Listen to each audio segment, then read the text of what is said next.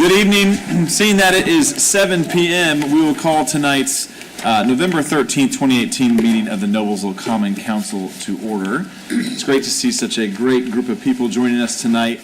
At this time, I would like to invite some new friends of mine, the Cub Scouts, the Webelos too, from North Elementary, to stand up and join us up here at the front. And all of you who are able to join us, please rise and join us as they lead us in the Pledge of Allegiance.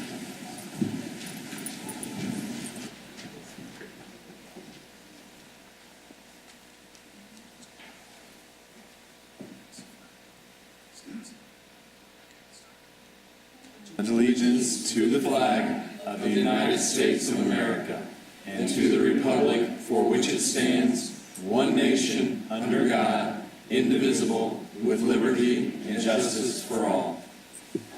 Gentlemen, thank you very much. Appreciate it. You can be seated. Clerk will call the roll. Mr. Ayre. Present. Mr. Boyce. Present. Mr. Hampton. Here. Mr. Johnson. Here. Mr. O'Connor. Present. Mr. Peterson. Here. Mr. Taylor. Present. Ms. Wiles. Mr. Jensen. Present. Mr. President, you have a quorum. Thank you very much. We'll move right on into tonight's agenda to the approval of the minutes from the October 23rd, 2018 council meeting. Do I have a motion to approve? So moved. Second. It's been moved and seconded. All those in favor? 8-0. Thank you very much. Approval of tonight's agenda. Mr. Ayre. Mr. President, I would like to amend the agenda to move the mayor's report to council to be moved to the. There's been an amendment. Are there additional? Yeah, you need to speak into your microphone, Brian. Thank you. Are there additional amendments to the agenda? Mr. President, Mr. Taylor. I'd like to amend the agenda to move previously discussed ordinance 34-09-18 to after transfers. Thank you very much. Additional amendments? Seeing none, all those in favor of the motion to amend, please raise your right hand. 8-0. Thank you very much. All those in favor of the approval, do I have a motion to approve the agenda as amended? So moved. Second. So moved and seconded. All those in favor? 8-0. Thank you very much. Petitions or comments by citizens who are present. I don't have any forms in front of me, but if you'd like to speak tonight, we'd welcome your attendance and voice to be heard. You can pick up a comment card outside of the north door there, and please hand it over to Clerk Lees at your convenience. At this point in time, we will move forward with council committee reports. Mr. Taylor. I have a downtown district committee report. I'd like to start off with congratulating the committee for being named the 2018 Patriot of the Year by Nickel Plate Arts for our leadership in supporting downtown Noblesville. There's the trophy.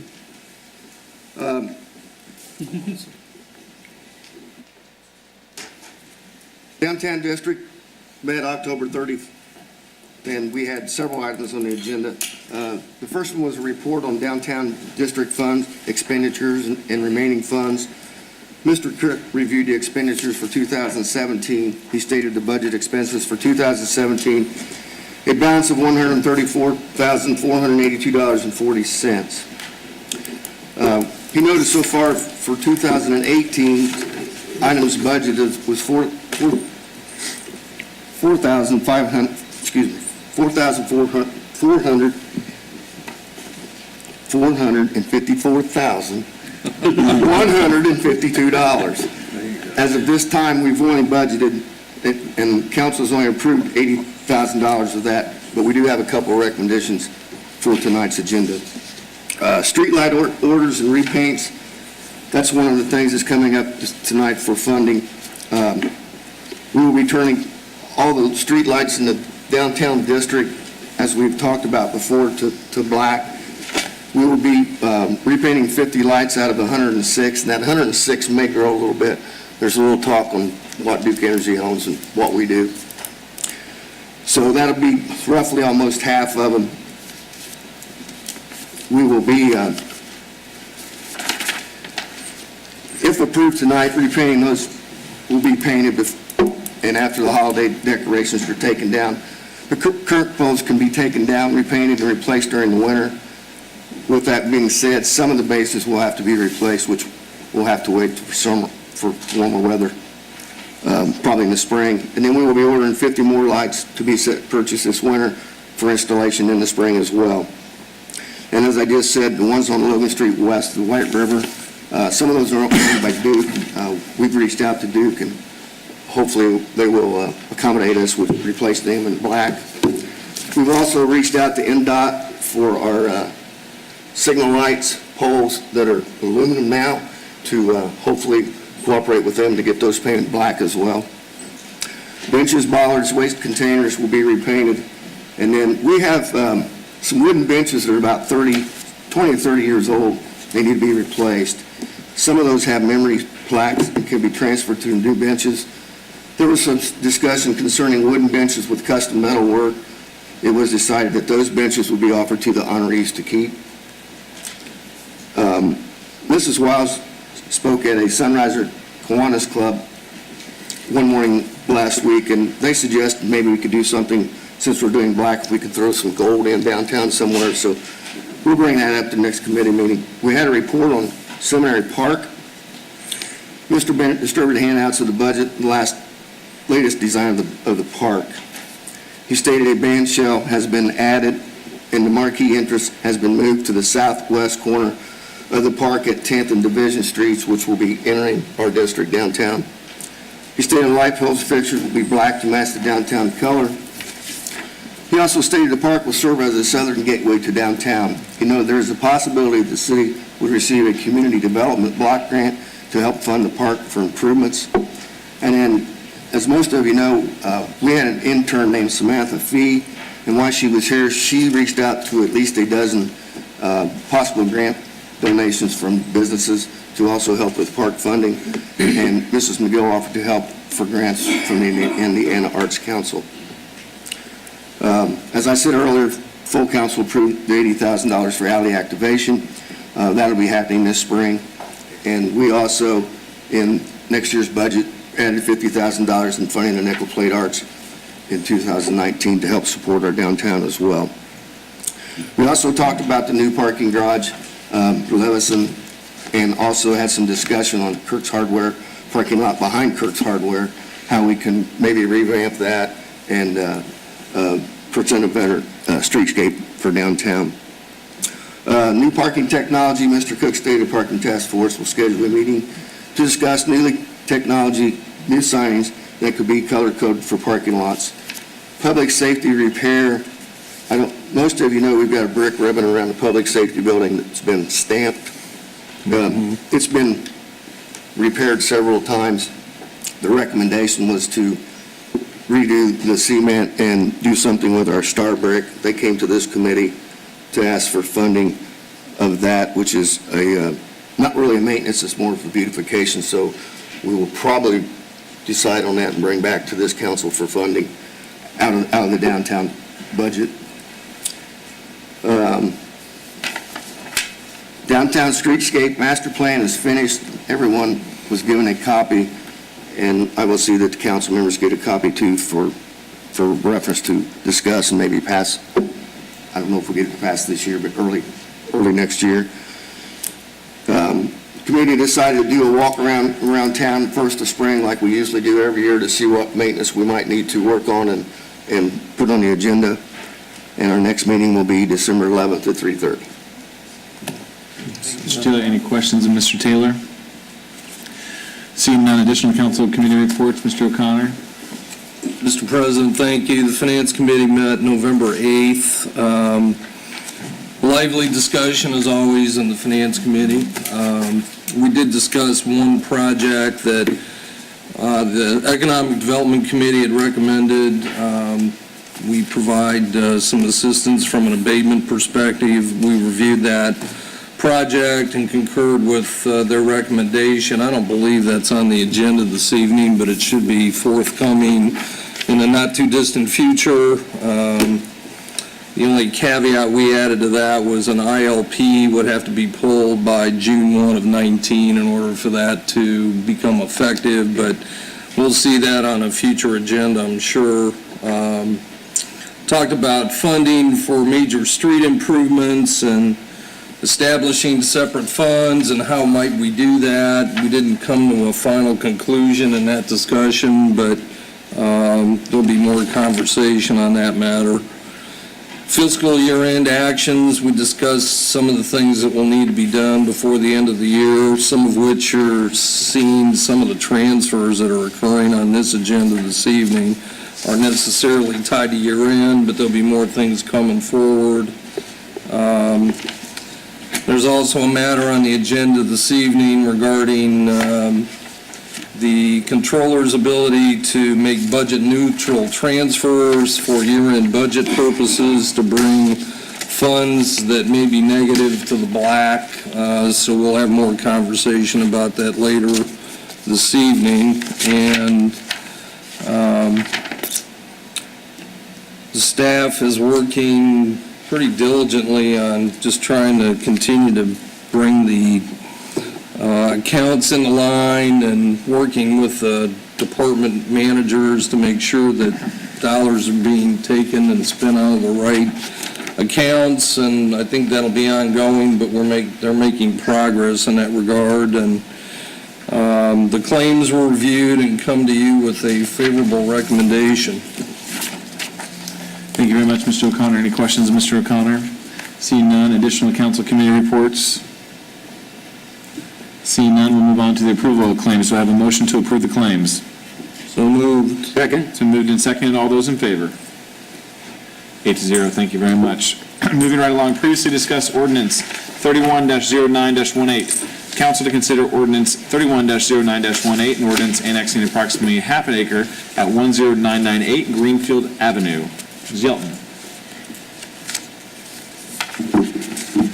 Good evening. Good evening.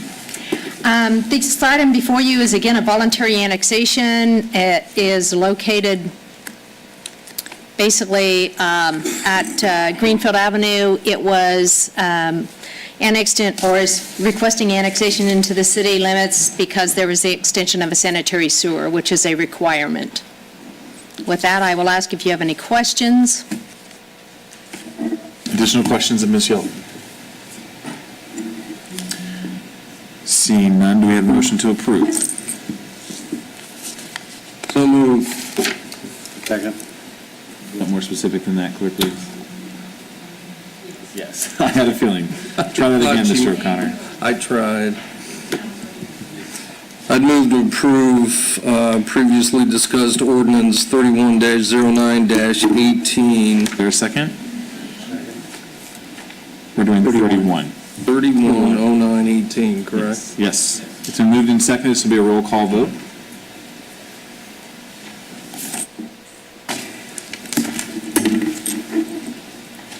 Mr. Boyce? Aye. Mr. Hampton? Aye. Mr. Johnson? Aye. Mr. O'Connor? Aye. Mr. Peterson? Mr. Taylor? Aye. Mr. Ayer? Aye. Mr. Jensen? Aye. 8-0, the ordinance is adopted. Thank you very much. We'll move along to previously discussed ordinance 33-09-18. Council to consider ordinance 33-09-18, an ordinance annexing approximately 1.6 acres at 2160 Field Drive. Ms. Yelton. Again, this is a voluntary annexation. The property is actually located at the northwest intersection of Field Drive and Cumberland Road.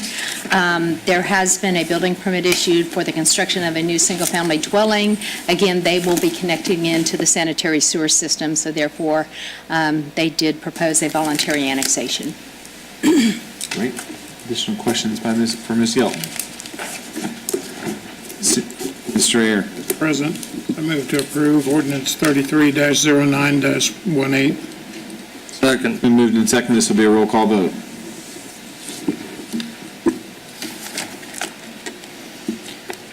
Mr. Hampton? Aye. Mr. Johnson? Aye. Mr. O'Connor? Aye. Mr. Peterson? Aye. Mr. Taylor? Aye. Mr. Ayer? Aye. Mr. Boyce? Aye. Mr. Jensen? Aye.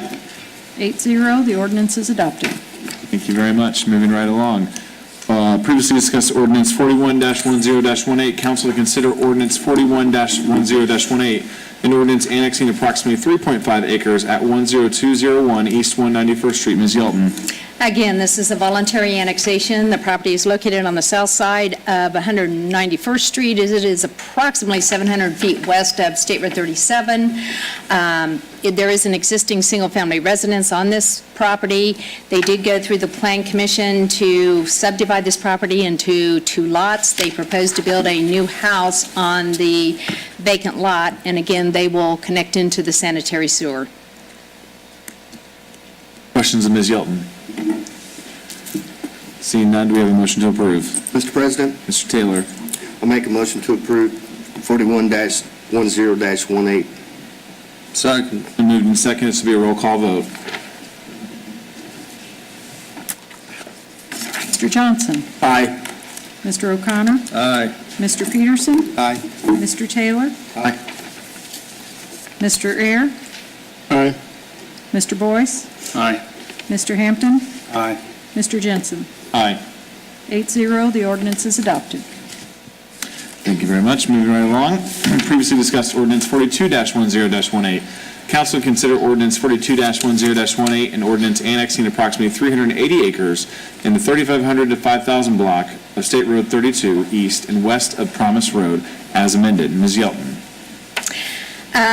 This ordinance was amended from the last time that it was introduced. It basically had to do with the legal description. We actually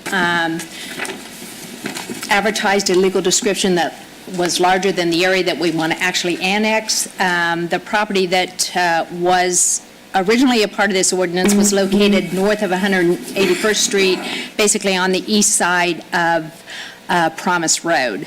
So that piece of property there will be basically not a part of this ordinance.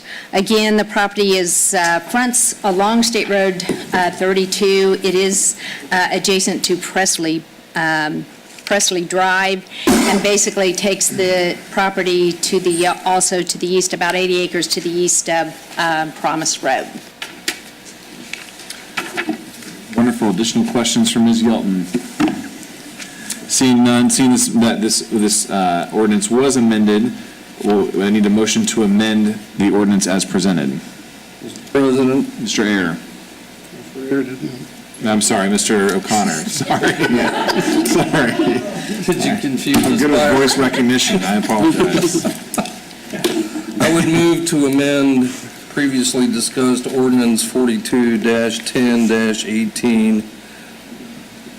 Second it. It's been moved and seconded. All those in favor, please signify by raising your right hand. Okay. 6-2. And all those opposed? 2. Okay. A motion passes. Now do we have a motion to approve?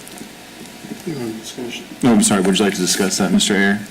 Yes, I would, when I have concerns, I do like to express why. And you're going to hear this on down the road, but this is a 380-acre development, and it does stretch our city services out somewhat, but my concern mainly is we've approved several business, commercial apartments, high density or higher density and a moderate density project just to the south and to the east of this project. With that, we haven't added one car capacity in 7 to 8 years to our roads to the east or south or north or west. So I have concern when we're into this large of a project as to, especially with State Road 37, soon to be blown up to our south, and alternative traffic having to go some direction to get to Indianapolis. I have concern with the development of this size, so I just wanted to express my reason for my vote. Chair, additional comments, council? Mr. Taylor? I would echo what Mr. Ayers says. I guess what really gets me on this is annexing something before we really know what's planned. I have a problem with that. I feel like we don't know what infrastructures we're going to have to pay for. We don't know what the development's going to ask for and what it's going to do to our services, as Mr. Ayers said, so that's my problem. Mr. Howard? Just to refresh your recollection, this is a consent annexation, and I understand your concerns, Mr. Taylor. this annexation in no way binds you to approve any or all of the project. This is only an anomaly because of the freeze on annexation in 2019. I have reviewed the consents by all the 4 or 5 landowners, I forget, that have been forwarded. They also provide that if the project is not approved, then de-annex the landowner's cost before October 15th of 2019. We do not have to provide any services to this area, capital or non-capital, until a year after annexation, we're well within that window. I think this is an anomaly rammed down here, and I know in talking to the proposed developer, they believe you'll be happy with what you see. If you aren't, we go against the fence. But if it's voted down tonight, then they've got to get their options extended, and that's not going to happen. Thank you. Additional questions or comments? Mr. Boyce? I echo a little bit of what Mr. Ayer and Mr. Taylor said, but I hear what you're saying. I feel like this is kind of a little bit of a, let's try it and see, but yet we're not going anywhere. But I do have a lot of concerns about this development from a standpoint of the infrastructure and a standpoint of everything that I feel like we're giving when we have had a lot of projects that have been either at a net loss revenue or at a break even. So it scares me quite a bit to where we're going with this one, but sorry, my sick daughter's calling me as we speak. But anyway, I think that I'm okay with going forward with this just to see where we are, but I do have a lot of concerns about the project, and I'm not sure I'll be for it when it does come in at a later date. Additional comments? I'll just echo what Mr. Boyce said. I think tonight, it's good to remember that we're voting to approve a further discussion about a development agreement. I have concerns as well about any future development agreement. We'll look forward to discussing that with the individuals at that time. So with that, at this point in time, if there's no further comment, I will look for a motion to approve. Mr. President, Mr. I'll make a O'Connor. motion to approve 42-10-18 as amended. I second that. Second, this will be a roll call vote.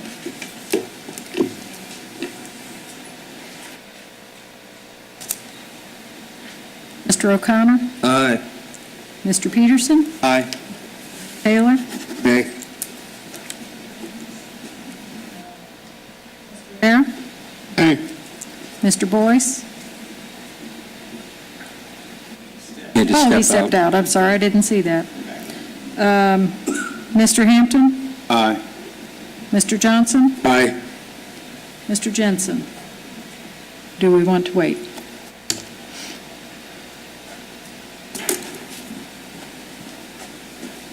Mr. Boyce? Aye. Thank you. Mr. Jensen? Aye.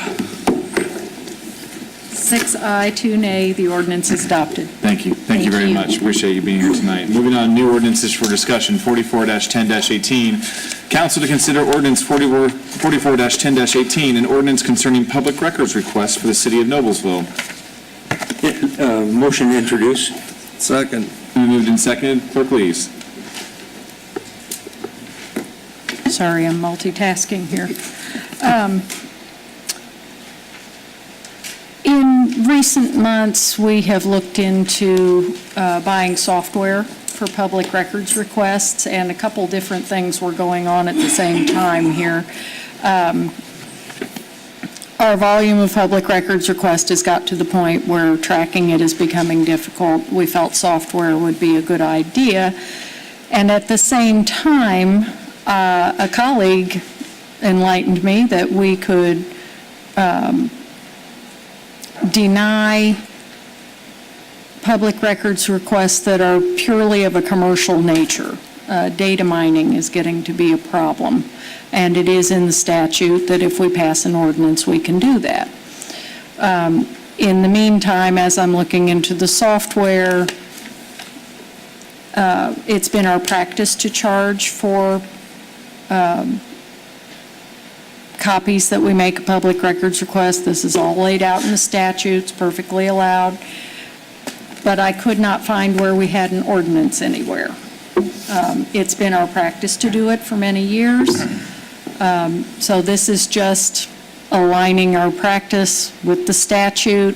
Mr. Howard has reviewed it, and if he would like to chime in with anything, I'd be happy to have that. But this is mostly to have something when we put a portal on our website where, to make it easier for people to submit a public records request, then the documentation for our rules will be right there. And that's mostly what this is about. I have reviewed it, that's compliant with the statute.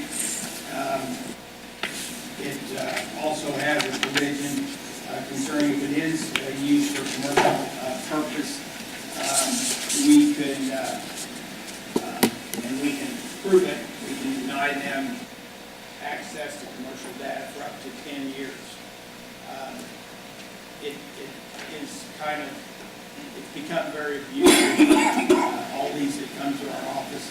Some of them, the persons are actually seeking news, but sometimes they're just obtaining data for commercial purposes and mass mailers. I think this is been moving in the right direction to keep the clerk's office from having to do a bunch of busy work for people who don't want to pay for it. And if they ask for it electronically, there's basically no charge.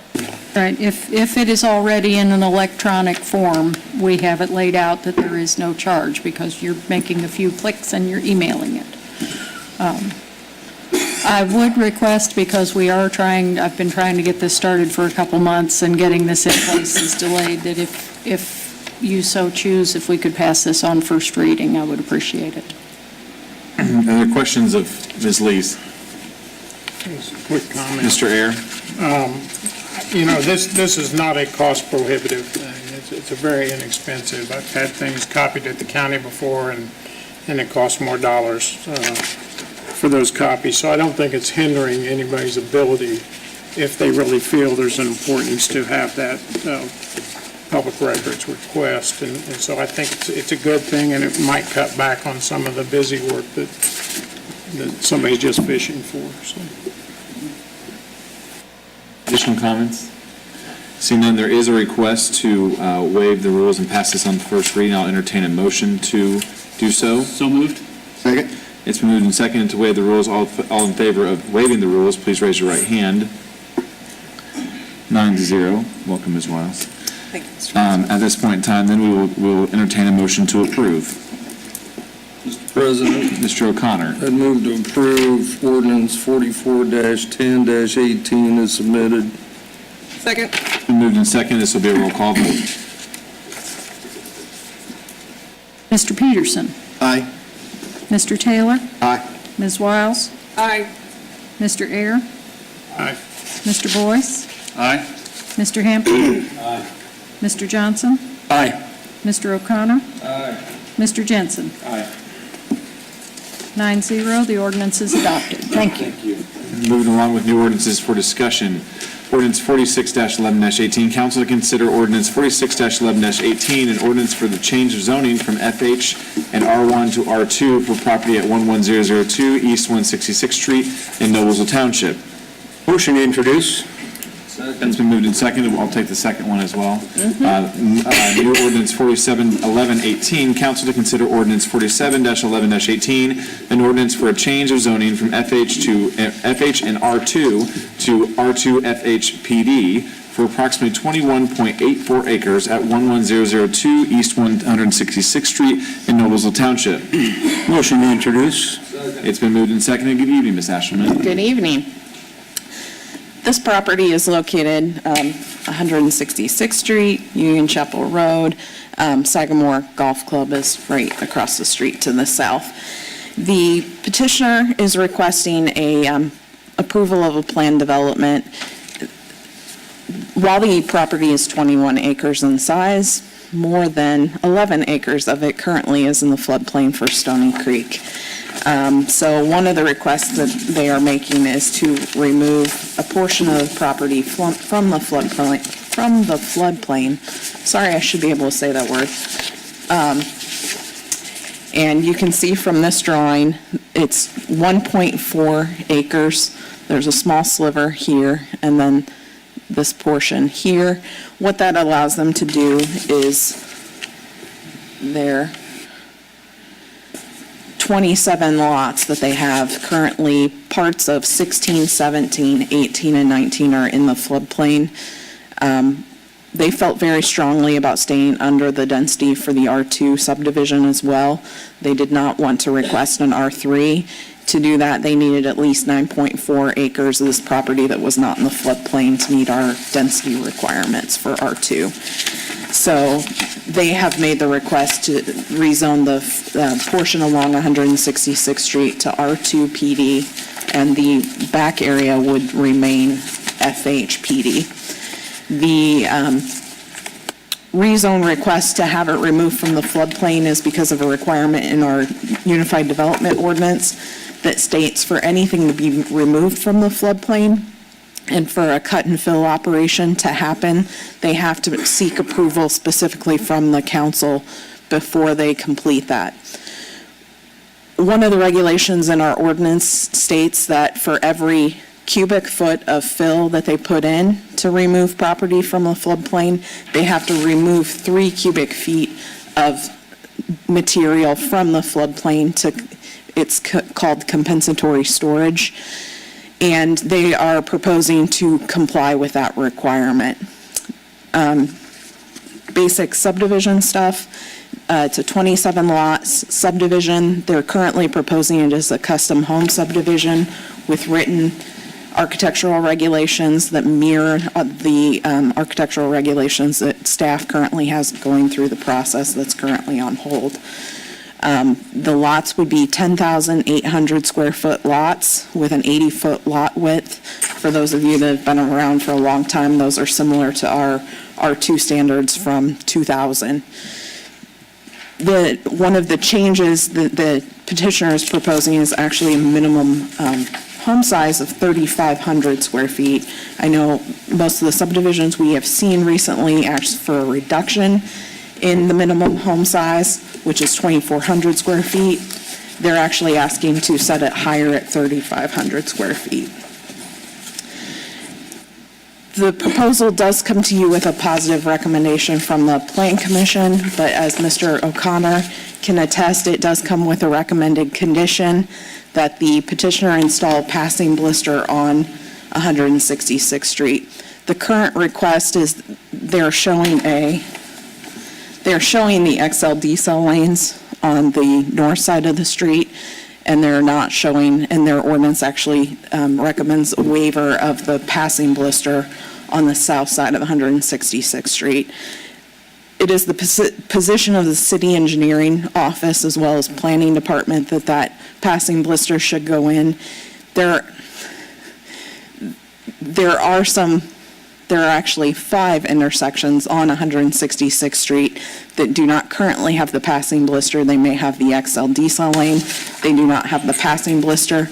Part of that is because 4 of them were installed before the requirement in the Unified Development Ordinance was actually in place. The ordinance was adopted in 2003, December of 2003.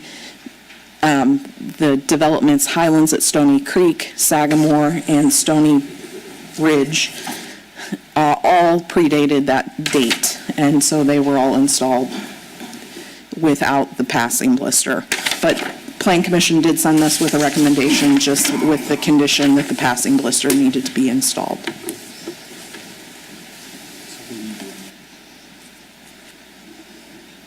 Thank you. Questions now of Ms. Ashelman?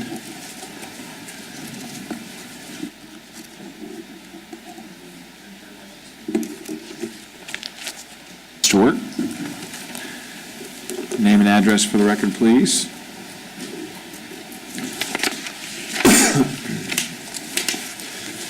Good evening, all. Andy Word, land use professional with law firm Church, Shittle, and Antrim. municipal offices at 2 North 9th Street here in Noblesville. With me tonight, Mina Corey of Triad Group LLC, owner of the 22 acres at 11,002 East 166th Street. Also a part of our team, Rusty Skoog of Y Engineers is present here tonight. We introduced this project back to you in September. Again, as Denise said, Stony Bluffs, 27 lots, developed as custom single-family homes. Corey Custom Homes will be the developer of record. Put this back up for you. R1 to R2 zoning and a PD overlay. Among the commitments we're making with the PD ordinance is under Exhibit C is in essence a carbon copy of the proposed architectural standards currently making their way through the approval process, as Denise mentioned. We don't have house elevations. We are confident that all of the homes will meet these standards, or for that matter, any modified standards. Since the council was, or since this was introduced to the council, a couple of key meetings have taken place. We had held a neighborhood meeting on October 3rd. Big takeaway from that meeting was the proximity of Stony Creek Golf Course hole number 4 to the proposed lots. Pretty good standard trees exist along a portion of the common property line there, but it was agreed that this needed to be supplemented just to mitigate inevitable errant golf balls that would be headed over to those backyards. Consequently, we committed to installing a 6 to 8 foot mound along that east property line up to the northernmost lot. In addition, evergreen plantings will be installed with that mounding. The evergreens will accomplish two things. They'll, of course, be effective all year round. The second thing it will accomplish is that they're low-growing branches, and they're likely to at least aid in either stopping or slowing the velocity of the golf balls. The second thing we committed to Stony Creek was that we would add language to our covenants where lot owners would acknowledge the risk and the danger of potential flying golf balls. Also addresses the liability issues. The attorneys in our office and Sam Taylor's attorney, Alex Beatty, have gone back and forth on the wording, and we have come to an agreement on a written language for the covenants, and those have been shared with Denise Ashelman. So we think we've accomplished that task. Lastly, we've committed to provide notice to Stony Creek Golf Course, our club, that the detailed development plan, once the detailed development plan is filed with the planning office, we will notify them of that occurrence. This will, of course, consist of the construction plans that have the final landscape mound and landscaping available for Stony Creek to review and comment on. These commitments were made in a public hearing for the Planning Commission on October 15th, where we received a unanimous favorable recommendation. Final issue I've got to bring up is and recount here, is regarding the passing blister. We did ask for a waiver at the Planning Commission, pretty much unanimous opinion that should not be granted. We've taken that to heart, spent our time wisely, and gotten some hard cost estimates for that passing blister. We've got an estimate from Y Construction regarding the actual pavement. We've also got the cost of relocating several power poles. When Sagamore was developed, they were required to dedicate right-of-way, but were not asked to relocate the power lines. And that's been a real stumbling block for us. We had Duke Energy out last week. That's a 3-phase line. So relocating the poles to make way for the pavement will require an additional 2 more poles in addition to the ones we've got to move. Not sure if we need an off-site easement. My experience has been with Duke that they will not relocate power lines within existing right-of-way. They want their own off-site easement. That would require acquiring that from Sagamore Club. Don't know yet how the poles might interfere with the fairway. Anyway, just wanted the council to know we are looking into this matter. That said, we're anxious to bring this yet another housing option in Noblesville. We're happy to entertain any questions or comments. Questions or comments from Mr. Wirt?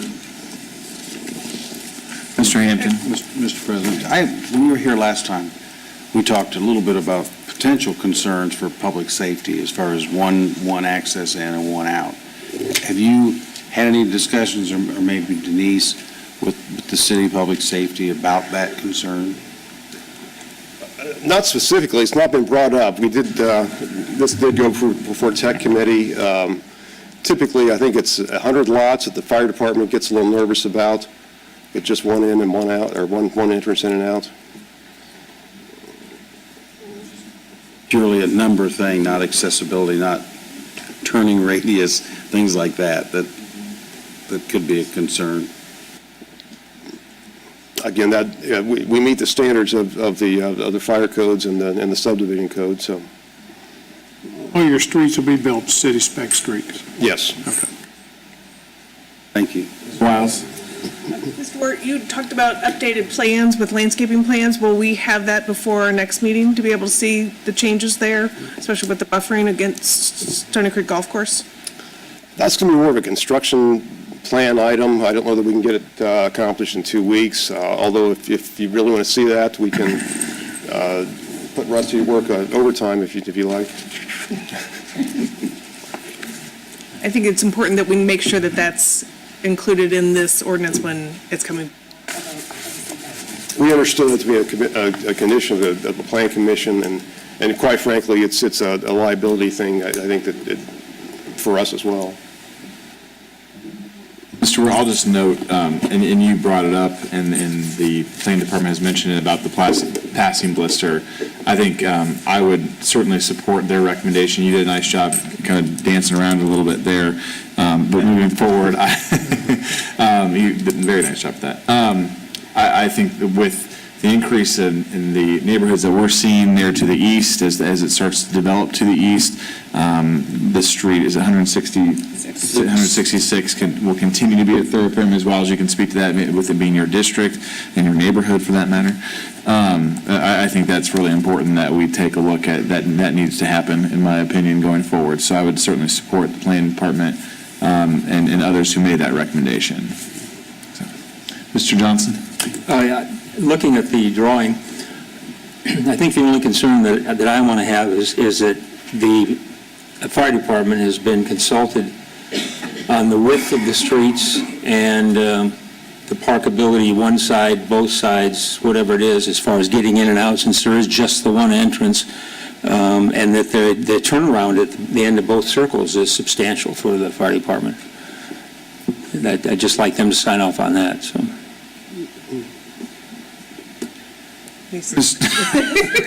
Sashman? So this plan does go as a preliminary plan to our technical advisory committee. The fire department does sit on that committee. They have to meet city standards, so the fire department did have an opportunity to comment and did not make any comments during that meeting. Taylor? I have concerns about it because there's no hydrants in this addition since it's in the township, if I'm correct. We will be petitioning for annexation, and they will be served by water lines. So hydrants will be going in. Ms. Wiles? I'm just going to echo the comment about the passing blister. I think also with the proximity of this development to the roundabout at Union Chapel Road and 166th Street, I think it's really have that passing blister installed. Residents and visitors through the city of Noblesville going along 166th Street. Mr. Ayers? Are you providing a 50-foot buffer to the property directly to the west of you? No, we've requested a reduction of that to 20 feet.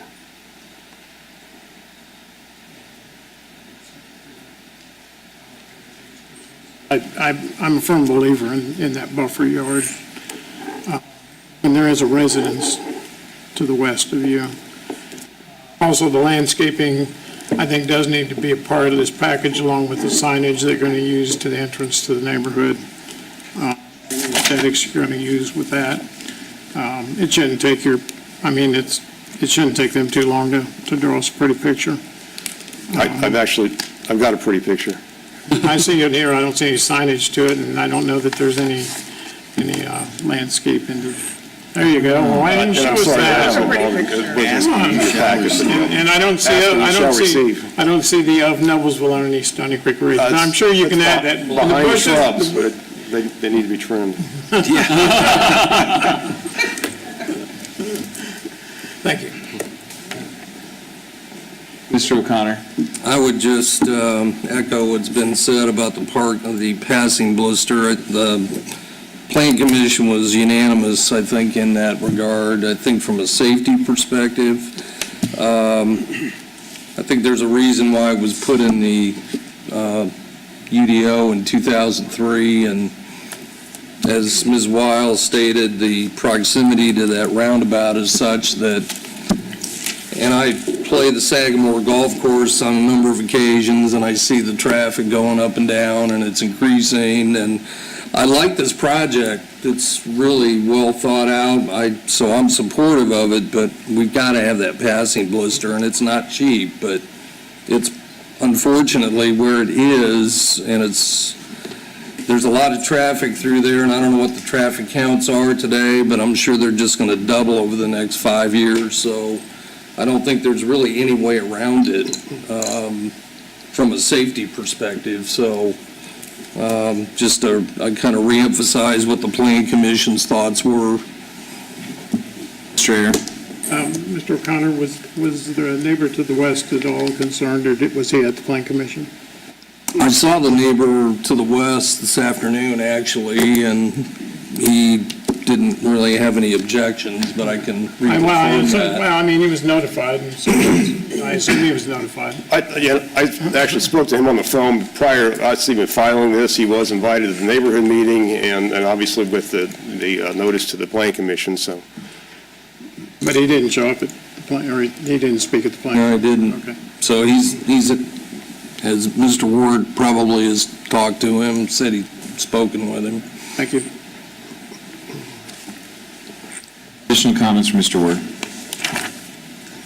Thank you. And I do understand the safety issue. Quite frankly, we're just trying to find a way to amortize this big cost over 27 lots. Understand. That's really the only reason for the request. All right, thank you very much. We'll see you in a few weeks. Moving right along to the mayor's report to council.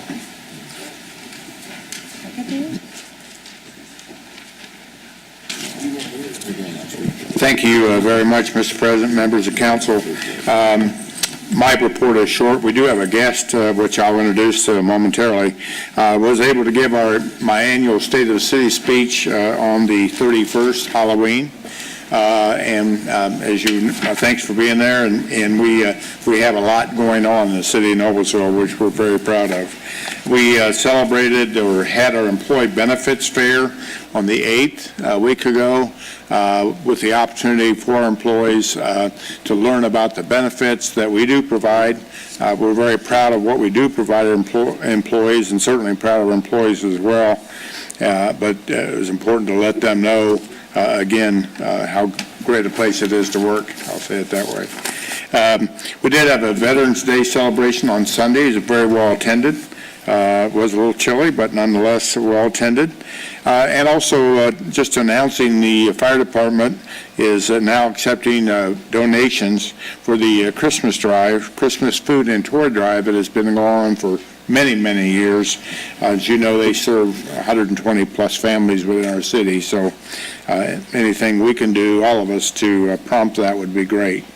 With us tonight is Maureen Krause.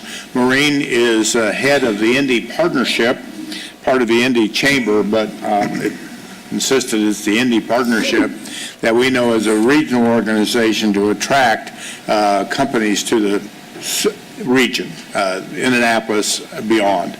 And she's done a great job. She has 20-some years, I don't know, she's a youngster, but had several years of experience in economic development, does a great job. She is from her last assignment, her last job was in Detroit, and being on that strategic committee, it's nice to have someone from not here who kind of knows a little more about what we do and what we don't do and some of that. So she's a joy to work with. She just had a little project to work on a few months ago, had about 45 days to put it together, but I'll let her talk maybe a little bit about that. But I'd like to introduce and have you hear from Maureen Krause. Maureen, welcome to Noblesville. Thank you. Thank you, Mayor. It's not my first time here. I love this town. Your antique stores are kind of fun. Dangerous, but fun. Thank you also for rearranging your agenda for me. I've had kind of a busy day in the media. I thought you might call and say, we're really tired of hearing you today, Maureen, so don't come to Noblesville. We've probably fielded about 15 to 18 media calls, including a 40-minute interview with the Wall Street Journal, who wanted to know all about our region, so that is all good. So once again, Maureen Krause, I'm the Chief Economic Development Officer, representing the 11-county region around Indianapolis, and they're called the Donut Counties. Our regional plan is really charged with marketing the assets of our region to business and talent around the world and bringing more opportunities to all of our public partners. It's our public partners' job to close those deals. We bring in the opportunities with one story and one voice. And I really want to let you know that both the mayor and Judy are amazing partners for us. The mayor's on our Regional Strategy Council and represents you all well, and we're really pleased to have his voice there. And Judy participates with us on our local economic developers group. We meet on a monthly basis and communicate more frequently, but we meet to discuss projects. We have 65 active projects right now that you haven't heard about. They haven't gotten all the media attention. And things that we want to do together, whether it's hosting delegations from around the world, going on trade trips, conversations with site consultants in Dallas or in, around the country. We host site consultants here. Our job is to really show off our assets, and we have amazing assets.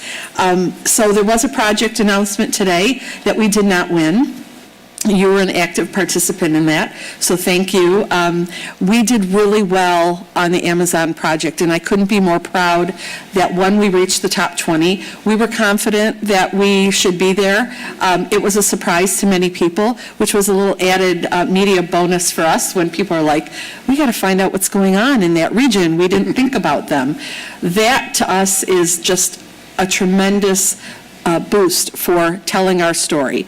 And I am going to show you a little clip at the end. I want to be respectful of your time, but it really points to what we've been doing over the past 2 years. So I've been here 2 years, and our first charge was to really develop our marketing messages. What are the platforms we want to talk about, the assets of our region that resonate with business and talent? So we worked with a local consultant and also one who specializes in economic development messaging. We put together the platforms of what are the assets of our region. And I will tell you, from a business perspective, our strategy is not a traditional, here are the 5 targeted sectors.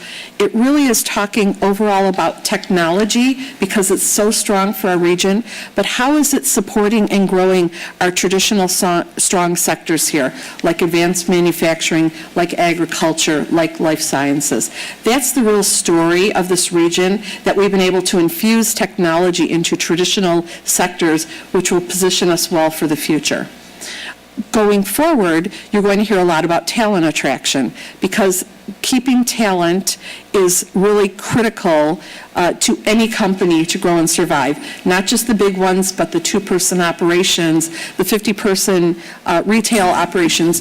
The whole game is talent. So previously, I've always been asked about water pipelines and sewer pipelines. Now I get asked about talent pipelines first. And I will tell you, once part of the feedback we received from Amazon is that our talent pipeline is very strong in this state. We had a lot of great assets that we put together for one story, and that is our proposal. So if you'll indulge me 2 minutes, I want to show you a very quickly put together compilation. We put together in our proposal assets that would normally take us 3 years: stories, data, video. We've compiled it all. When we put it together, our entire mantra on every piece was, we have to be able to repurpose this. We are not going to put in the effort and the resources and not be able to reuse this material. So going forward, it should be ready by January. It's going to be called an Economic Development Microsite Builder, taking all the assets, the video stories, the data, and allowing our partners, like Noblesville, when Judy's doing an RFP, when our businesses are looking to attract talent, when our businesses are going to their parent company, which might be out of state or out of country, talking about why expansion should be here, the microsite builder will allow these assets to be almost pulled off the shelf to be repurposed. So it will give a tool that all of our investors, including Noblesville, will be able to reuse. We'll keep it fresh with data and with video, but it really is some incredible work. There were 258 proposals that were submitted for this project. Only 2 were shown to the big boss, and ours was one of them. So we're very proud of the quality of that story for our whole region. It's day 1 of the news, so I don't have the whole 14 hours of the proposal to show you. But there's a lot there, and we can't wait to share it, because once again, our whole region should be so proud of it. So I'm not the tech person, but I think I can figure this out to show all of you this video. Oh, what did I just do? What arrow? I was told to press the arrow. Okay, I can figure this out. This is not my strength. I may have strengths, but this one? Yes. Okay, second guess, not bad.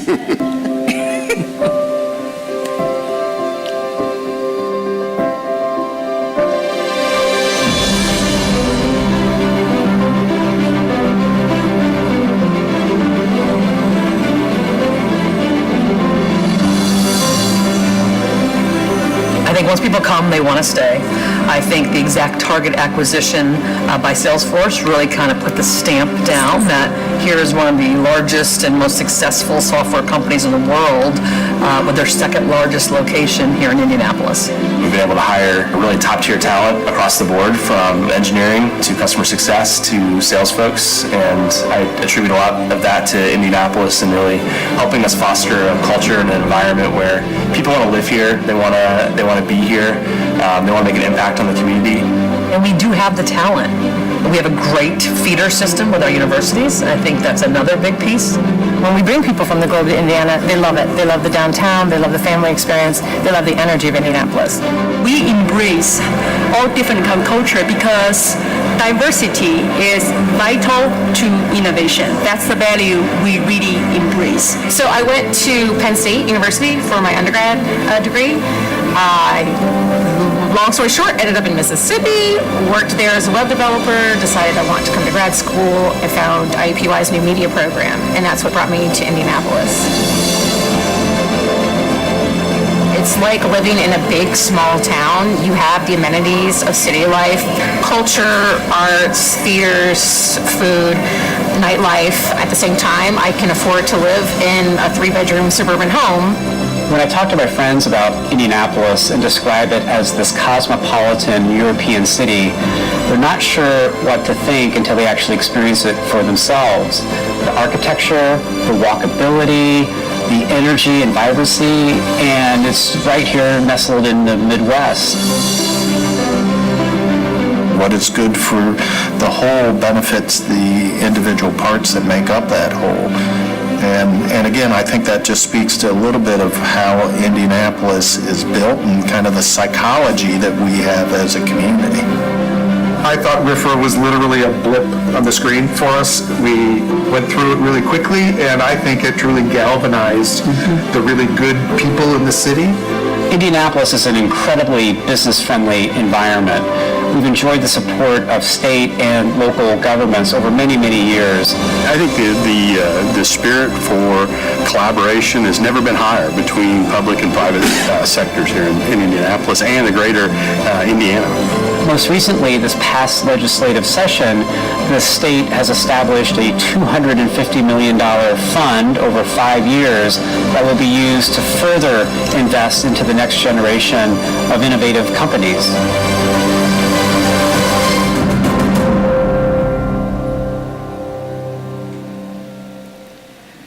So that's just a snippet. The next time you have 14 additional hours, I'm happy to share the rest.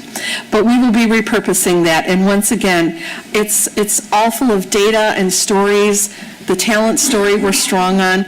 The story that it's easy to succeed here, because within a 30-minute drive of any location in our region, you can have any lifestyle you want.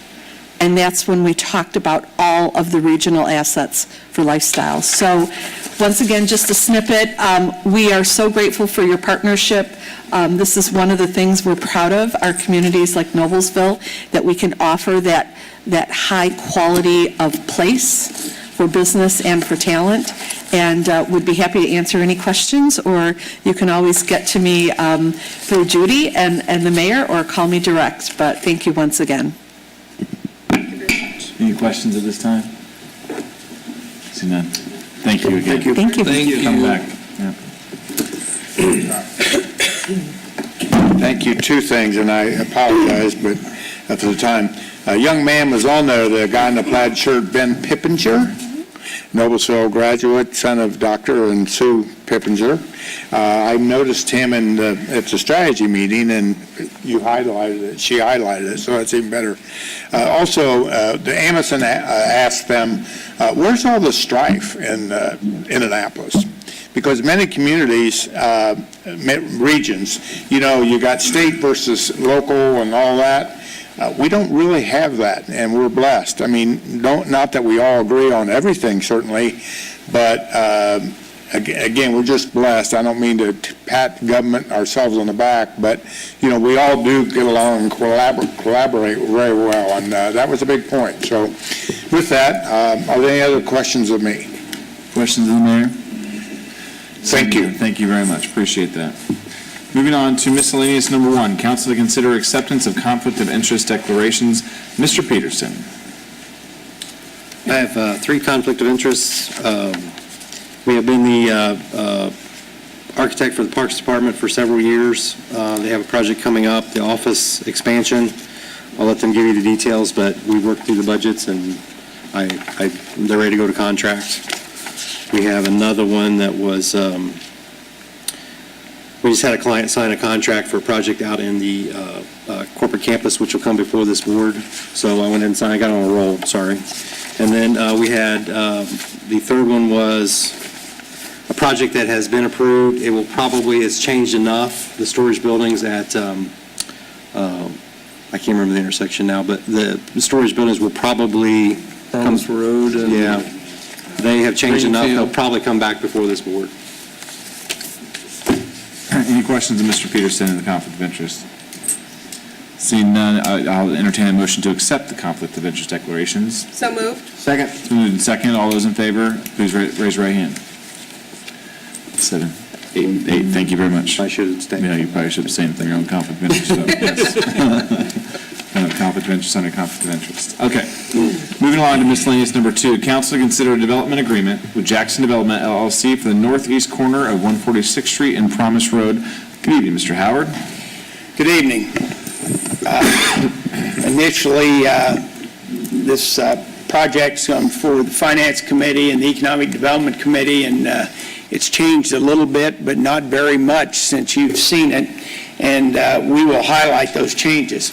I'm going to, this is a fairly complicated agreement, but I'm going to go through the highlights, and then Mr. Harden and Mr. Jackson will be here to make comments and/or answer any questions. First of all, this development agreement concerns 38 acres at the northeast corner of Promise Road and 146th Street.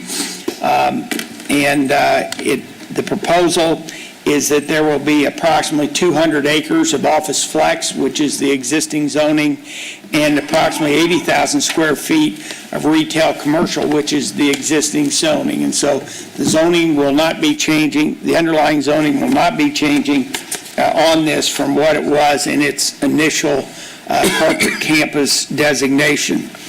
The project provides for $6,750,000 in incentives. This will be divided, will be used to pay 50% of land acquisition and development costs, and what is left, which is anticipated to be $1.5 million, will be, can be used for development on the project. The site contains approximately 38 acres, and the proposal has a plan for approximately 150,000 square feet of building. Initially, to repay the bond that we will be issuing in an amount not to exceed $7 million, we have, there is a commitment from the developer to pay $270,000 of the estimated little over $500,000 a year in debt service. The balance can be funded from the existing Corporate Campus West 146th Street project. In addition, I think the big part of this is contained in Section 8. There is a legal non-conforming use on there, which is I gently called automobile storage, repair, and sales, the less general way is the junkyard, and it is grandfathered in. It will be removed under this agreement. It will be removed, all those vehicles will be removed by January 1 of 2020. If it's not, the legal non-conforming use goes away and they go into enforcement, fines, and all kinds of things. This has been very difficult. Economic development gets nibbles on the other three corners from time to time, and they want to know when this will be changed.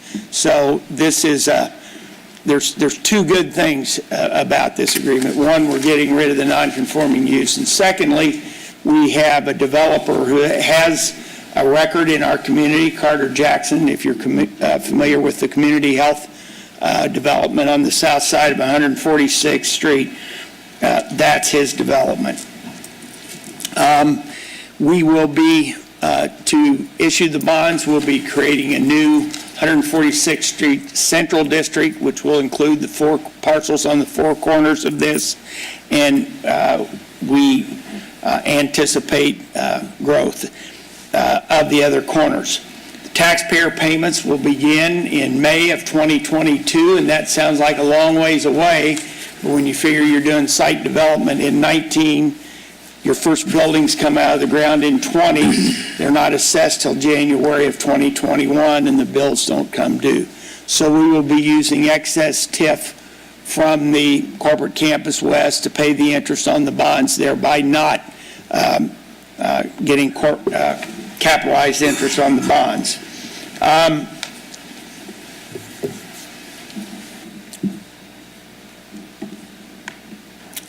Again, there's been a lot of negotiation back and forth. The only change is in the last couple of weeks, there was $100,000 added to the package, but as far down the road as we were, that was minimal, and it put the project into the end zone. That was part of the negotiations with the sellers of the land. With that, I will, and again, that goes out 50-50 partnership on all the distributions. I think I'll stop at this time, answer any questions you have of me. Also, Mr. Harden and Mr. Jackson are here to answer any questions that you might have of them. And I bored the Cub Scouts to death. Can I go with them, Mr. Question. How many acres did you say this project was? 38. And how much is zone commercial? The commercial retail is 80 acres. 16 acres, I'm sorry. It's projected 80,000 square feet. 16 acres, the balance of 22 will be office flex. Okay. There's also a provision in this that we would not rezone any of the other three corners from their existing office flex use until 2026, and that we could do it, but then the developer would be relieved of his duty to pay taxpayer payments. Of course, the TIF that comes from his property will be a credit toward those taxpayer payments. So, and with his projections, ultimately, they're looking at about $700,000 in TIF from this 38 acres alone. So the balance of this 22 acres would need a rezone? No. It's part of it's office flex, the 22 is office flex, the other is commercial REIT, and that's the way it is today. And it is annexed to the city today. Right. Thank you. Mr. Boyce? You normally ask me not to ask these questions. You didn't this time, so. You're always question for you with the use of the light use automotive body shop, whatever you called it. There are lots of times. Yes, there are lots of times some EPA. Tell us about if there are any EPA issues that come up there. Hopefully there won't be, but if there are, our culpability versus the developers there, everything. We don't have any, correct? We have no liability. That development's up to the developer. And again, he's got a year to get that use out of there. But if he has trouble developing that land because of environmental issues, the clock's ticking on his $270,000. So as usual, we try to make the developer a motivated seller and a motivated developer. Hopefully there's no problem there, but.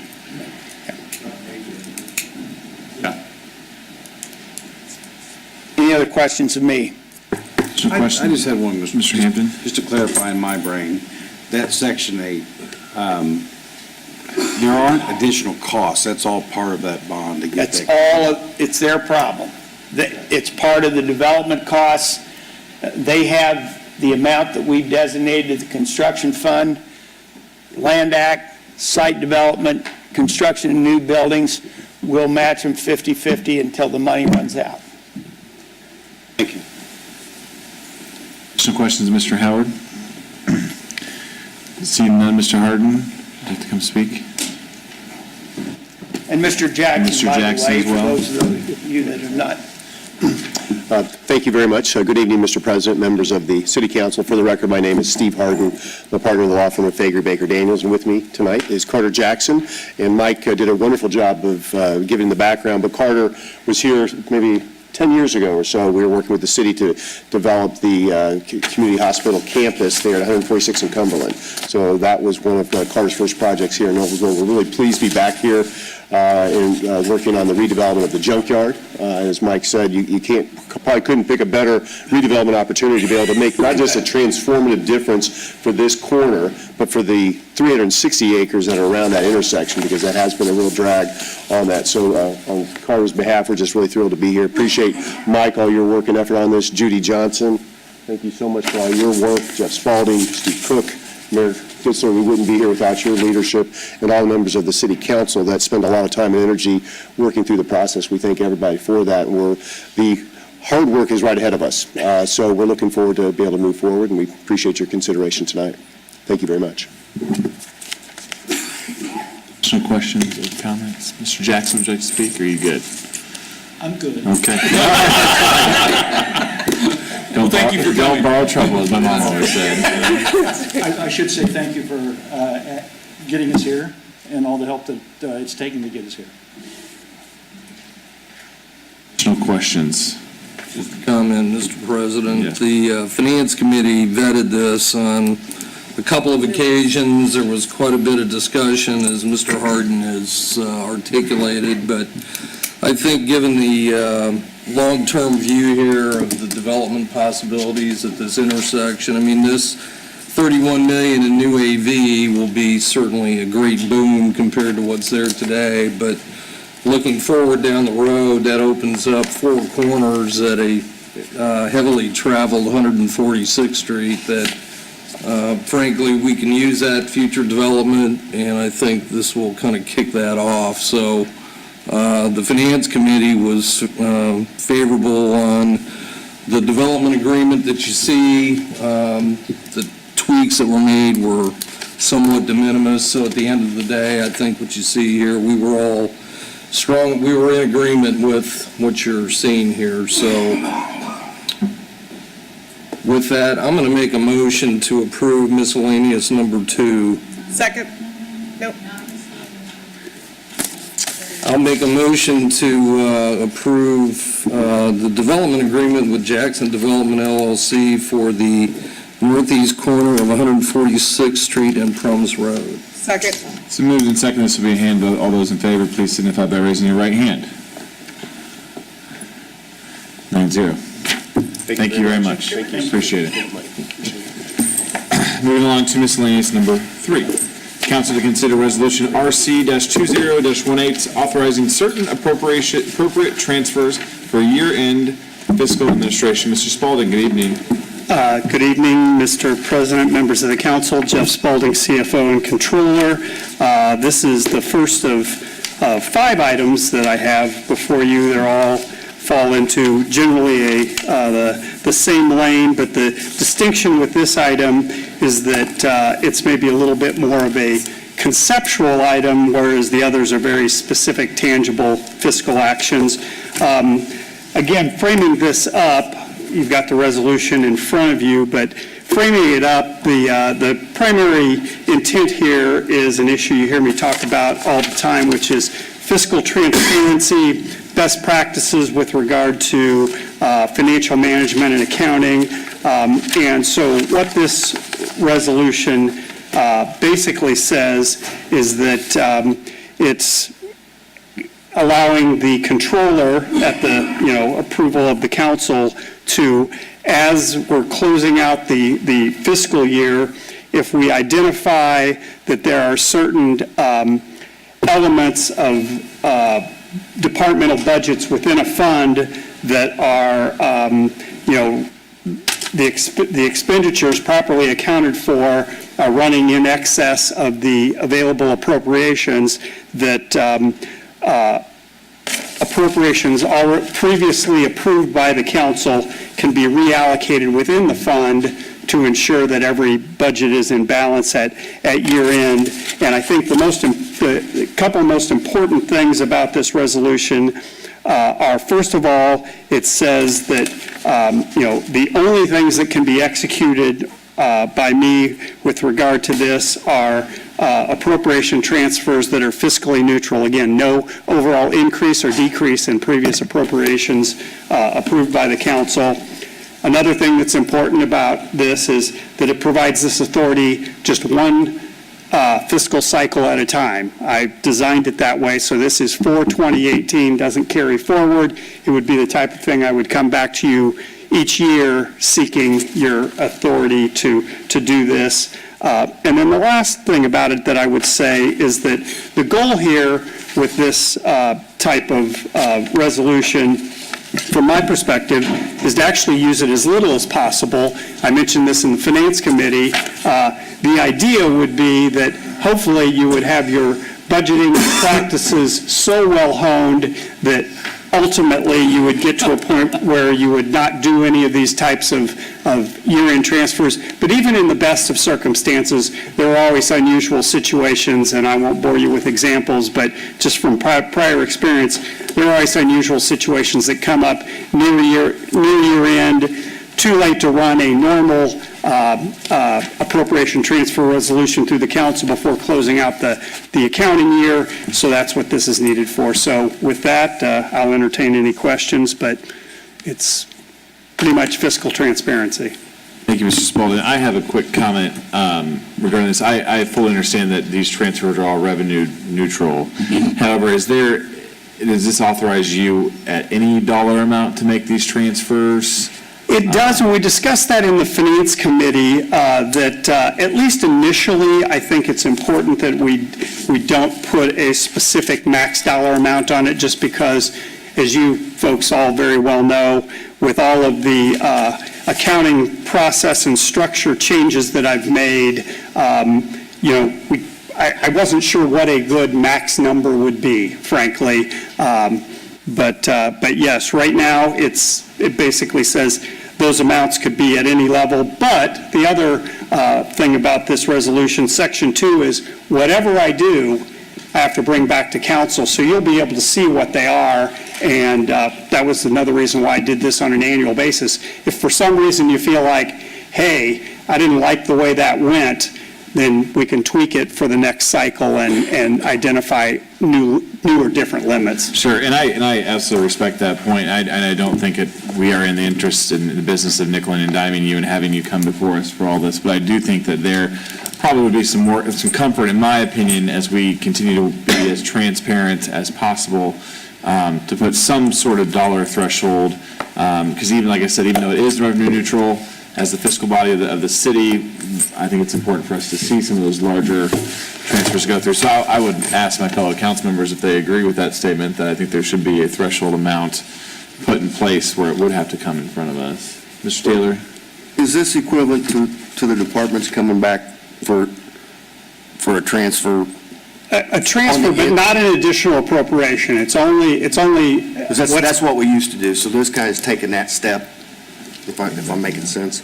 Correct, and again, what will happen is throughout in the future and most of the time, that will be the way this is handled. The purpose of this, best way to describe it, it's kind of a safety valve or a release valve or what have you. If you identify some things at year end and it's, you don't have time to go to the council because the last council meeting for the year has happened and you're trying to close out the books. Mr. Ayer? Mr. Spalding, would you be comfortable with a dollar amount of not to exceed $100,000? We see you every 2 weeks. Yeah, I assume that. What number are we looking right, at? I assume that would be fine. Again, I use this analogy a lot of times is when you're making some of the changes that I've been making, you're still exploring a cave kind of without a light, so you don't really have expectations. But if you did that, obviously, we're talking 6 weeks in this. Correct. And this agreement isn't worth anything. I would assume that would be fine. Again, I would just say, hey, if somehow something shows up and I find it out. Yeah. Because like I say, it's no good after 6 weeks, so. Right, exactly. So that's fine with me. And that's just my number. Somebody may have a better idea of what a number works. Yeah. And Mr. Boyce? Ms. Wiles? I appreciate Mr. Ayer's recommendation. I think I'm even a little more comfortable lowering that amount down to $50,000. Again, just for the responsibility that the council holds in making sure that these process and the dollars are being spent the way they're supposed to be spent, so. Sure. I would. Any more? An auctioneer up here. Mr. Boyce? Yeah, like a reverse auction. Okay, so I say this somewhat jokingly, but if you go to the City of Noblesville website, the first thing it says about the council is the council's primary functions are to pass the laws of the city and to approve the budgets and spending of money collected by the city. So considering that's in the first sentence that that's what our job, I feel a lot more comfortable with them coming through here. If it's, I like your $50,000. I would feel comfortable with that and try it and see. And but I don't ever remember it feeling like a nuisance anytime transfers came to us in the past. So definitely, if we went to 50, I wouldn't. I think it gives us more accountability to see it. Right. Yes, absolutely. Yeah, I agree. Mr. Johnson? Well, as much as anything, also it helps protect Mr. Spalding. Mm-hmm. I agree, I like 50,000 instead of... Was that a motion, Megan? That was a motion. I second. It's been moved and seconded to amend the ordinance. All those in favor of the amendment? Amendment, are you going to raise your hand? Yep, there we go, 9-0. Okay, we'll continue discussion. Any further discussion? Mr. President. Ms. Wiles. I would make a motion that we approve Resolution RC-20-18, authorizing certain appropriation transfers up to $50,000 for year-end fiscal administration as amended. Right? Been moved and seconded. All those in favor? Raise your right hand. 9-0. Thank you very much. Thank you, council, for that spirited conversation. Moving on to transfer number 1, council to consider transfer TA-07-18, an appropriation transfer in the Downtown Development Fund, and transfer TA-08-18, an appropriation transfer in the General Fund, both concerning funding for planning project management. Mr. Spalding and Ms. Reed. All right. Again, you have the two appropriation transfer resolutions before you. And as you referenced, Sarah Reed is here. She can speak to some of the details of these transfers. But the first one, 07, is in the Downtown Development Fund. And you can see one of the things that I've started with the whereas clauses is not only do I identify the amount that we're thinking about transferring, but in the case where the transfer is going to come from money that was not previously appropriated in a department's budget, and in this case, with the Downtown Development Fund, that entire amount was appropriated to non-departmental with the notion that we would put it in departmental budgets as the Downtown Development Committee, put together its recommendations. So what the whereas clauses show you is that there was $500,000 appropriated to the fund, to non-departmental. Year to date, there's only been $80,000 of that moved from non-departmental to other departmental budgets. So as of the moment I'm standing here, there's $420,000 still not allocated to departments, and this request is to allocate $94,000 of that remaining $420,000 to the planning department for costs associated with the creation of a downtown streetscape master plan. So. There's no questions for Mr. Spalding or Ms. Reed. Seeing none, I'll note that there are two items to approve in this transfer. So first, we'll take a motion to approve transfer TA-07-18. So moved. Second. Been moved and seconded. All those in favor? 9-0. Thank you very much. The second is a motion to approve TA-08-18. Next one. No, hold on. Oh, sorry. We're going to take them, right? So moved. Second. Been moved and seconded. All those in favor? 9-0. Thank you. We'll move on to transfer number 2 at this time. Council to consider transfer TA-09-18, an appropriation transfer in the Downtown Development Fund concerning painting downtown fixtures. Mr. Spalding. Okay, we're going to move to, sorry.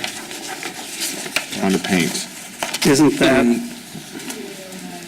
Number 2. 09, okay. 9. All right. Were we not going to do 08? Are we We just approved both of those, 07 and 08. Now we're on to 09. Oh, because I didn't describe 08. That's fine. Oh, okay. Do you want me to go back and describe 08 or just move on? All right. All right. 09. Selling. All right. You got sold stuff.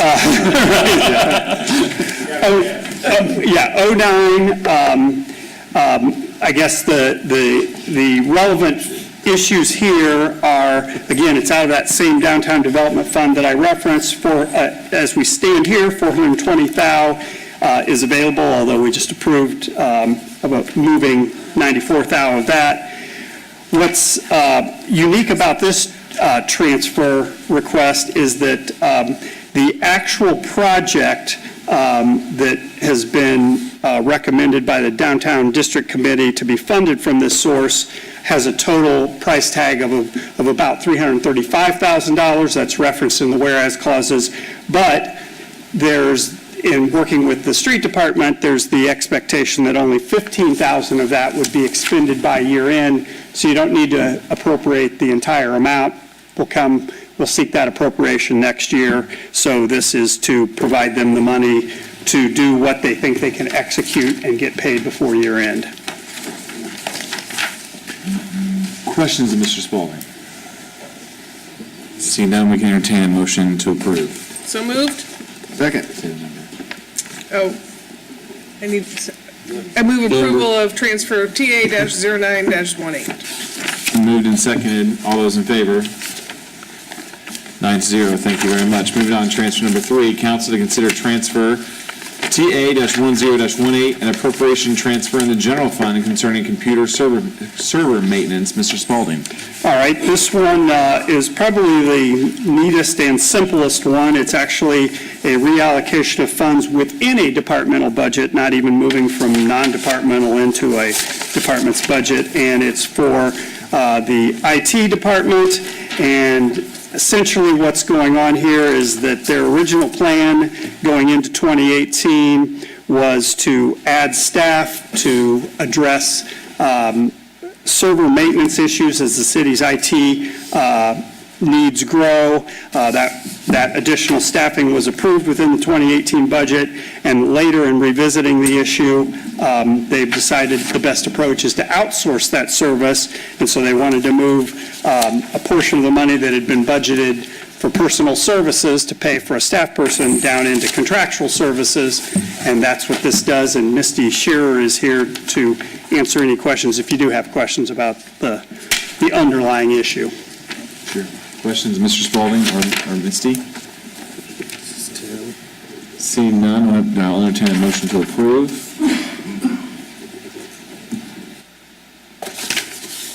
So moved.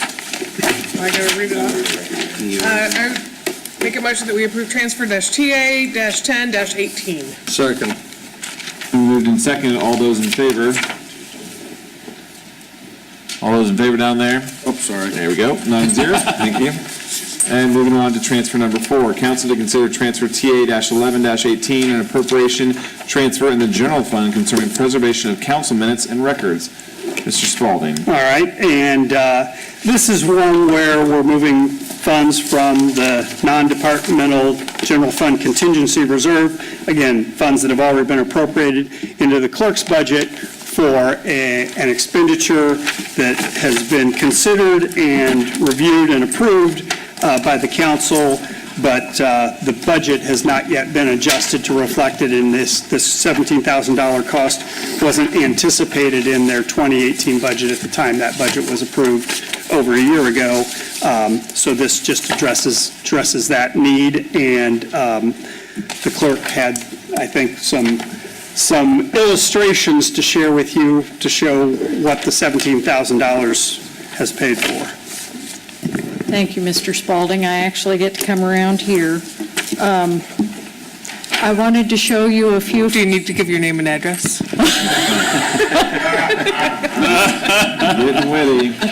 Very good one. Am I speaking? Thank you. Speaking to the mic, Ms. Lees. Yeah. Goes around, comes around. Touche. Worked with the Finance Committee and Mr. Spalding. I had originally, when I took office, wanted to we had several very old council minutes books that were in need of rebinding, and I had originally thought, I'll just budget to do 1 or 2 a year. It became very quickly apparent to me that the prices were going up very significantly, very quickly. Asked the Finance Committee and Mr. Spalding if it might not be more cost-effective in the long run to just do them all at once. They were amenable to that. So I had a few before and after pictures to show you. These are the original council minutes books. You can see volume number 5, that's the first one I got done. So that was the shape of them. These go back to the 1800s. By the way, those were haunted. They look like Harry Potter something or other, don't they? Mr. Spalding and I joked that this was going to be the nerdy section of the meeting, and these are the after. So you can see, and these were just done very, very well, and I believe very cost effectively. We also had ordinance books. Excuse me. And these don't show very well. Ordinance book number 6 was missing, and that's because it was on a different shelf and couldn't stand up. Yeah, that's the shape that was in. This one actually had to go through a preservation process and not just a rebinding. We're very lucky. Our records really were, aside from the bindings, in very good shape. And here's the after picture, and there's volume number 6 in a larger volume because all the pages are in individual sleeves.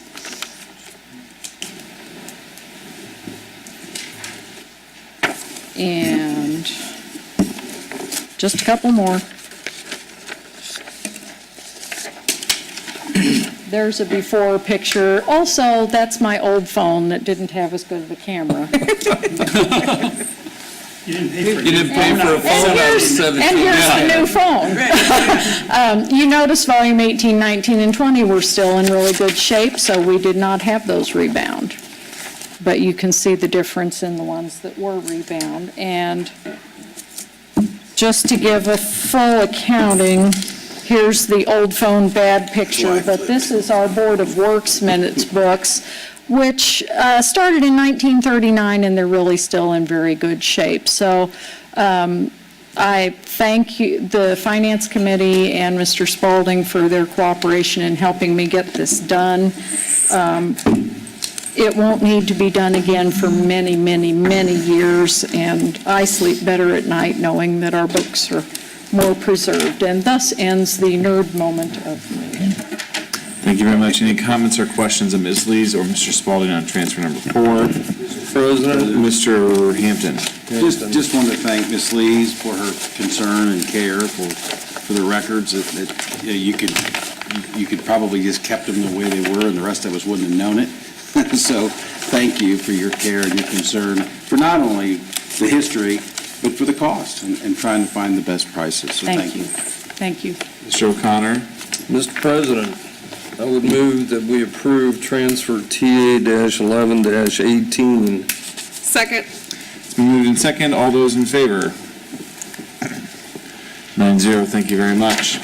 Moving right along to previously discussed ordinance 34-09-18. Council to consider ordinance 34-09-18, an ordinance annexing approximately 460 acres bordered by 156th Street, 166th Street, Bowden Road, and Oleo Road. Ms. Yelton. Good evening again. Good evening. Again, this is a voluntary annexation. The property is currently in Wayne Township.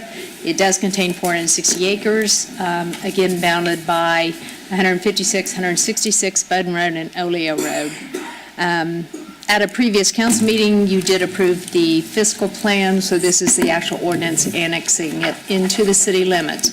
Again, this piece of property does have the same agreement with it, that if it is not fully vetted, through zoning by a certain date, then basically, again, de-annexation would be at their cost, yada, yada, yada.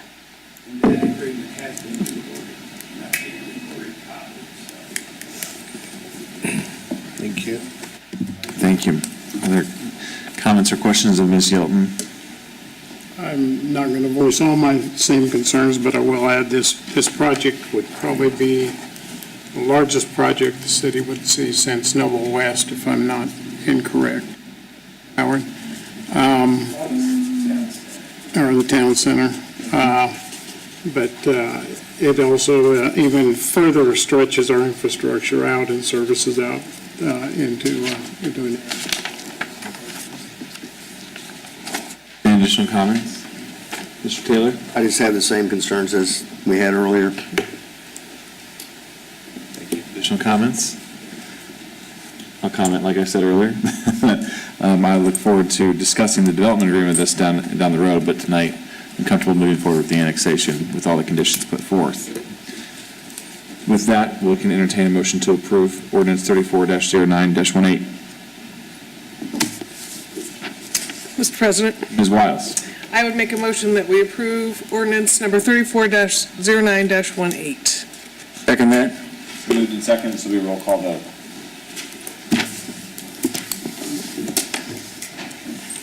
Mr. Taylor. Yay. Ms. Wiles. Aye. Mr. Ayr. Nay. Mr. Boyce. Aye. Mr. Hampton. Aye. Mr. Johnson. Aye.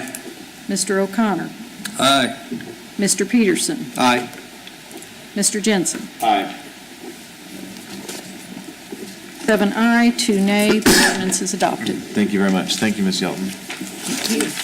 Moving along to council comments. Mr. Taylor. I'd just like to thank the council for approving the downtown improvement fund money. I really think that this spring, we will start seeing some improvements and moving forward, seeing more. So I think we're on the right track. I think citizens will be proud when we're done. Thank you. Additional comments. Ms. Wiles? I will just apologize for my late arrival, but my day job required me to be at another meeting, so I apologize that I was late, but happy to be with all of you for the rest of the business for this evening. I have two comments. One, I just would like to thank the council members for attending. We had a joint city council school board meeting prior to tonight's meeting, something we should probably do more regularly. A great conversation with our partners in good public policy there at the school system. I also would just like to thank Councilor Wiles and Taylor for all their work on the Downtown District Committee. It was great, and I thank the public for bearing with us through those transfers. A lot of that was the fruition of, really the start of a long time coming and a long time dialogue. Several years ago, this council made a difficult decision to move forward with some additional funding for our downtown, which I know I speak for all of us when I say it's something that we are passionate about, care so much about, and I think the steps that we took tonight to invest in our downtown will go a long way. So thank you to both of you for helping to spearhead that as well. So additional comments? I hear. All right, with that, is there a motion to adjourn? So moved. Second. All those in favor say aye. Aye. Opposed, same sign. Good night. Thank you.